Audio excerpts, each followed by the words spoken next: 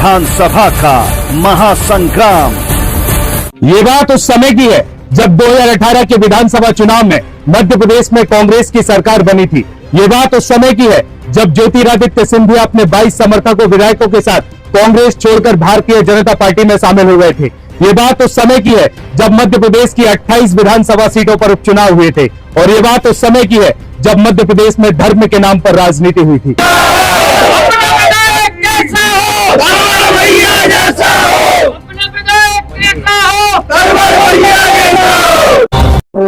बज गया बिगुल, बिछ गई चुनावी बिसात, किसका बजेगा डंका और किसकी होगी मार। सत्ता के सबसे बड़े रण क्षेत्र का हाल, विधानसभा का महासंग्राम। ये बात उस समय की है जब 2018 के विधानसभा चुनाव में मध्य प्रदेश में कांग्रेस की सरकार बनी थी। ये बात उस समय की है जब ज्योतिरादित्य सिंधिया अपने 22 समर्थकों विधायकों के साथ कांग्रेस छोड़कर भारतीय जनता पार्टी में शामिल हो गए थे। ये बात उस समय की है जब मध्य प्रदेश की 28 विधानसभा सीटों पर उपचुनाव हुए थे। और ये बात उस समय की है जब मध्य प्रदेश में धर्म के नाम पर राजनीति हुई थी। नमस्कार, मैं हूं आपके साथ में भूपेंद्र सिंह और आप रिपब्लिक सागर मीडिया के साथ में हैं। मध्य प्रदेश में विधानसभा चुनावों की तारीखों का आगाज हो चुका है। इसी महीने की 17 नवंबर को मध्य प्रदेश में एक ही चरण में मतदान होने के लिए जा रहे हैं। इस वक्त आप मौजूद हैं सागर जिले की बंडा विधानसभा सीट से, जहां पर कांग्रेस के तरवर सिंह यहां से विधायक रहे। काफी कयास लगाए जा रहे थे जब ज्योतिरादित्य सिंधिया अपने 22 समर्थक विधायकों के साथ कांग्रेस छोड़कर भारतीय जनता पार्टी में शामिल हुए थे, तो काफी ये मध्य प्रदेश में बातें चल रही थी कि तरवर सिंह जी भी कभी भी कांग्रेस छोड़कर भारतीय जनता पार्टी में शामिल हो सकते हैं। लेकिन इस वक्त ये मध्य प्रदेश का विधानसभा चुनाव है, आम विधानसभा चुनाव है। अब इसमें जनता का रुख किस प्रकार का होगा ये तो आने वाला वक्त ही बताएगा। फिलहाल हमारे साथ में मौजूद है बंडा विधानसभा क्षेत्र से विधायक तरवर सिंह जी। सर, बहुत बहुत स्वागत है आपका हमारे इस चैनल पे। जी धन्यवाद। अब जो मध्य प्रदेश का सर विधानसभा चुनाव होने के लिए जा रहा है, आपको क्या रिस्पांस मिल रहा है यहाँ जनसंपर्क? देखिए, जब 2018 में आदरणीय कमलनाथ जी और कांग्रेस पार्टी ने जब मुझे टिकट दी थी और जैसे ही टिकट दी और चुनाव में पूरे विधानसभा क्षेत्र की जनता ने जो एक ऐतिहासिक बहुमत देके आशीर्वाद देके मुझे जिताया था, तो मैंने भी इन 5 वर्षों में लगातार जनता के बीच में जनसंपर्क, उनकी छोटी से बड़ी समस्याओं को हल करना और उनकी सुख दुख में साथ में रहना, घर बैठ के भी समस्याएं हल करिए, कार्यालय में बैठ के भी समस्याएं हल करिए और गांव-गांव जाके उनके घर पर जाके उनकी समस्याएं हल करी है। और हर समय जनता के बीच में मैं रहा हूं। और इस बार जब कांग्रेस पार्टी आदरणीय कमलनाथ जी ने द्वारा मुझे बंडा विधानसभा से कांग्रेस का प्रत्याशी बनाया, तभी से अभी जब हमने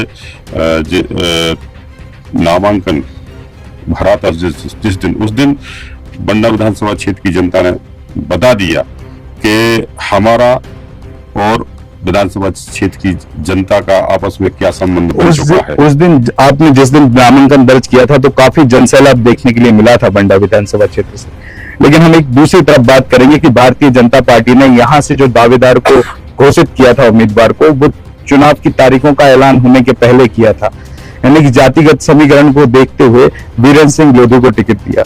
लेकिन काफी कयास लगाए जा रहे थे कि इस बार भारतीय जनता पार्टी सुधीर यादव को मैदान में उतार कर दाव खेलेगी। लेकिन जिस हिसाब से ये जातिगत समीकरण बदला हुआ है तो उसको देखकर क्या कहेंगे? भारतीय जनता पार्टी शायद ये चाहती है और ये जानती है कि चुनाव एक जाति से होता है।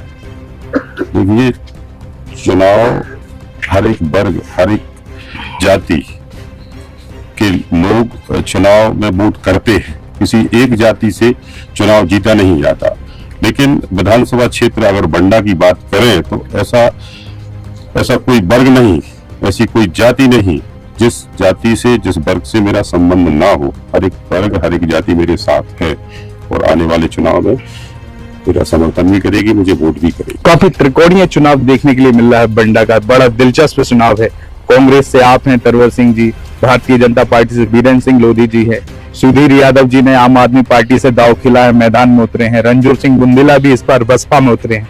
तो आपको लगता नहीं कि जातिगत समीकरण कहीं पे प्रभावी होगा या वोट फैक्टर बदलेंगे यहाँ पर? देखिए, भारतीय जनता पार्टी का हो गया है बंटवारा, चाहे हम रंजूर दाऊ की बात करें, चाहे सूर्य यादव जी की बात करें, चाहे वीरेंद्र मर्दार जी की बात करें, लेकिन कांग्रेस तो एक है और कांग्रेस से एक ही प्रत्याशी है। क्योंकि भारतीय जनता पार्टी से रंजूर दाऊ भी है, सुधीर यादव जी भी हैं। सुधीर यादव जी के साथ में बीच में आपकी काफी जुगलबंदी देखने के लिए मिली थी। देखिए, चुनाव और संगठन एक अलग चीज है, लेकिन जब आपस में कहीं भी मिलना जुलना होता है तो इंसानियत के नाते एक व्यवहारिक रूप से जो एक मेल मिलाप होता है, मैं उस चीज को मानता हूँ। मैं हमेशा हर एक वर्ग, हर एक जाति, हर एक दल के लोगों को लेके चला हूँ। मैंने कभी किसी से भेदभाव नहीं रखा। जो मेरे पास आया किसी भी समस्या को लेकर, तो मैंने हमेशा की समस्याओं को हल कर। कांग्रेस आला कमान इस बार दाव कर रहे, मतलब दावा कर रही है कि हम 150 से पार जाएंगे। वहीं पर दावा कर रही है भारतीय जनता पार्टी इस बार हम 200 से पार निकल जाएंगे। लेकिन जो तमाम एग्जिट पोल मीडिया के आए हैं उसमें कांग्रेस को बहुमत देखने के लिए मिल रहा है। तो आपको क्या लग रहा है कि कांग्रेस इस बार काबिज हो पाएगी सत्ता में? देखिए, भारतीय जनता पार्टी के तो ख्याली पुलाव है, झूठ झपाट की राजनीति करने वाली पार्टी है भाजपा, और हमेशा झूठ का व्यापार करती है। अभी आपने कर्नाटक का चुनाव देखा होगा। कर्नाटक के चुनाव में प्रधानमंत्री मोदी जी ने 47 सभाएं और रैलियां करी, और उसके बाद जब नतीजा आया तो कांग्रेस की जो सीटें आई तो इनकी सीटों से डबल से भी ज्यादा, मतलब ये स्थिति कर्नाटक, जबकि मध्य प्रदेश में भी ऐसी स्थिति बनने वाली है। इनकी अगर सीटों का हम आकलन करें तो अभी 70-75 से ज्यादा इनके पास सीटें नहीं है। और अगर हम कांग्रेस की बात करें तो कांग्रेस जितने भी न्यूज चैनल है, एग्जिट पोल आ रहा है, हर एक चैनल पर जो एग्जिट पोल आया है, पूर्ण बहुमत से मध्य प्रदेश में कांग्रेस की सरकार बन रही है। 17 नवंबर को मतदान होने के लिए जा रहे हैं। आप जिस चैनल के माध्यम से जनता को कोई संदेश देना चाहते हैं कि 17 नवंबर को मतदान देने से पहले वो किन किन बातों का ध्यान रखें? देखिए, क्योंकि अगर हमें अपने देश को बचाना है, प्रदेश को बचाना है, और संविधान को बचाना है, और लोकतंत्र को बचाना है, तो कांग्रेस को चुनना होगा। मैं विधानसभा क्षेत्र की जनता से निवेदन करता हूं कि हमें अपने बच्चों का भविष्य अच्छा अगर हमें बनाना है तो हमें लोकतंत्र की भी जरूरत है, संविधान की भी जरूरत है। और हमेशा कांग्रेस ने लोकतंत्र और संविधान का सम्मान किया है, लेकिन भारतीय जनता पार्टी ने 2018 और 23 के बीच में बता दिया कि वो कितना संविधान और लोकतंत्र का सम्मान करना जानती है। उन्होंने 2018 में पूरे प्रदेश की जनता ने कांग्रेस के लिए आशीर्वाद दिया था, और मध्य प्रदेश में कांग्रेस की सरकार बनी थी, आदरणीय कमलनाथ जी मुख्यमंत्री बने थे। लेकिन मात्र 15 महीने में सरकार गिरा दी, चोरी से हमारे विधायकों को लोग लालच देके उन्हें अपनी तरफ कर दिया। लेकिन बात यह थी कि यदि 5 साल हमारी कांग्रेस की सरकार चल जाती, क्योंकि कांग्रेस की जो नीतियां थी, आदरणीय कमलनाथ जी की जो नीतियां थी, वो जमीन से जुड़ी थी, वो मजदूरों से जुड़ी थी, किसानों से, गरीबों से, व्यापारियों से और अधिकारी कर्मचारियों से। तो भारतीय जनता पार्टी के लोगों को ऐसा लगा अगर ये सरकार 5 साल चल गई तो 2-3 पंचवर्षीय भारतीय जनता पार्टी की सरकार बनने वाली थी, और इन लोगों ने सरकार हमारी गिरा दी।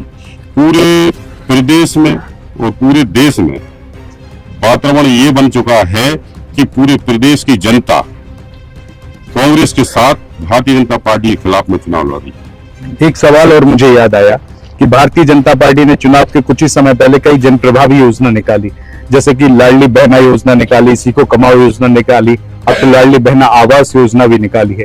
ये आपको जमीनी लेवल पर कितनी प्रभावी दिख रही है? देखिए, 18-19 साल भारतीय जनता पार्टी की मध्य प्रदेश में सरकार रही, और पूरे इन 18-19 वर्षों में अगर सबसे ज्यादा असुरक्षित है तो वो महिलाएं, सबसे ज्यादा अगर बलात्कार हुए हैं तो वो मध्य प्रदेश में भारतीय जनता पार्टी की सरकार के रहते हुए हैं। और इनने कभी महिलाओं की कोई सुरक्षा नहीं की, और इन 18 सालों में आपने महिलाओं के लिए कोई ऐसी नीति नहीं बनाई। जब चुनाव आया, जब आपको लगा कि आपके पैरों के तले की जमीन खिसक रही है, तब आपने सोचा कि हम महिलाओं के लिए कुछ करें। लाडली अगर बहना की हम बात करें तो मात्र 1 साल के लिए ये कैबिनेट में विधेयक पास हुआ था, इसके बाद खत्म।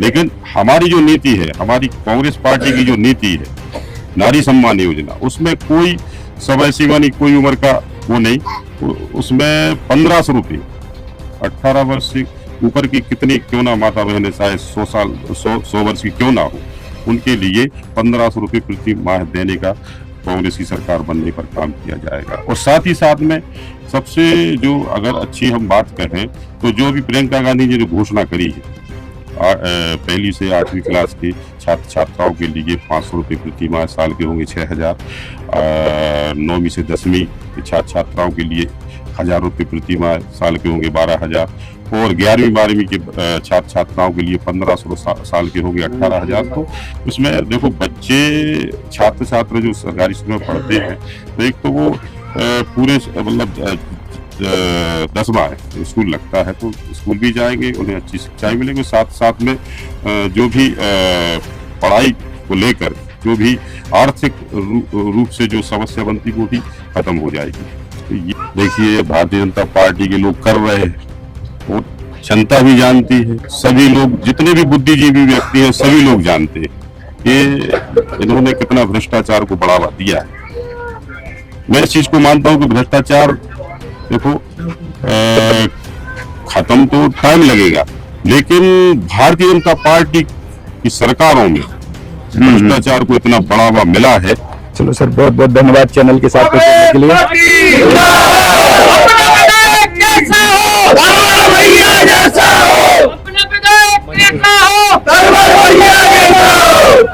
जैसे कि आपने देखा कि अभी हमारे साथ में मौजूद थे बंडा विधानसभा क्षेत्र के विधायक तरवर सिंह जी।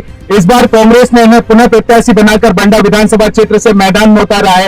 ये बंडा विधानसभा क्षेत्र का चुनाव भी इस बार बेहद ही त्रिकोणीय है, जहां पर भारतीय जनता पार्टी से वीरेंद्र सिंह लोधी हैं, तो कांग्रेस से तरवर सिंह लोधी हैं। वहीं पर आम आदमी पार्टी से मैदान में उतरे हैं सुधीर यादव, और बहुजन समाज पार्टी से इस बार दांव खेल रहे हैं रणजोर सिंह बुंदेला। ये बंडा विधानसभा का इस बार का विधानसभा चुनाव बेहद ही दिलचस्प होने वाला है, लेकिन ये तो निर्णय ही बताएगा कि यहाँ की जनता किस प्रतिनिधि का राज तिलक करेगी। फिलहाल इस एपिसोड में इतना ही। मैं भूपेंद्र सिंह रिपब्लिक सागर मीडिया की ओर से आप सभी से विदा लेता हूँ। जय हिंद, जय भारत। बज गया बिगुल, बिछ गई चुनावी बिसात, किसका बजेगा डंका और किसकी होगी मात। सत्ता के सबसे बड़े रण क्षेत्र का हाल, विधानसभा का महासंग्राम।